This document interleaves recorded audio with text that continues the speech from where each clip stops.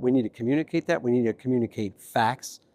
We need to point out to the Russian people what's happening around you, what's happening in your own country. What are you getting from what's happening in Ukraine? Is it benefiting you at all? In what way is it benefiting you? Maybe a small percentage of the country that's in the defense industrial complex.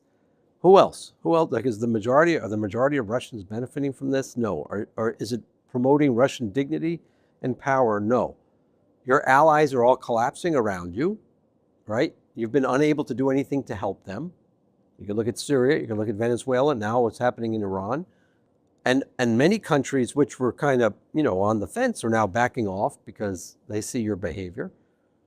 And why? What does it get you?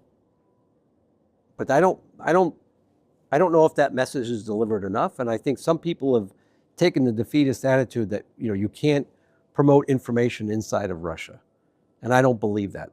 During the Cold War, when the KGB was at its zenith of power, we still were able to, deliver information into the Soviet Union.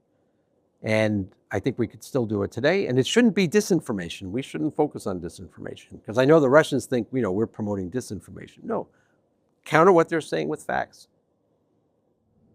That's a great plan. What kind of patriarch is promoting war, is openly blessing missiles that are killing civilians, right?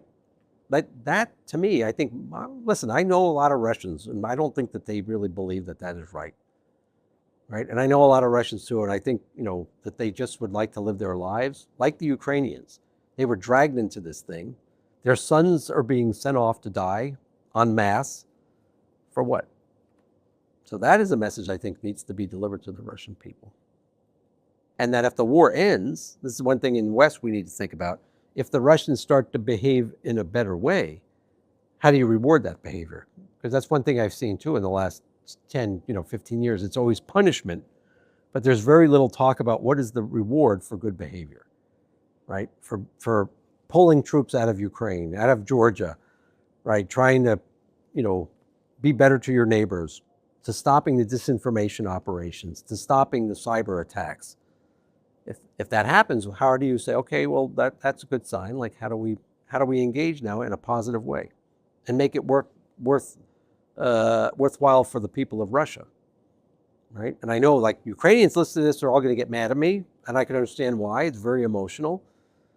But I do think we have to think about how do you encourage those Russians that want to behave in a positive way to behave positively, so that they don't see that everyone is against them.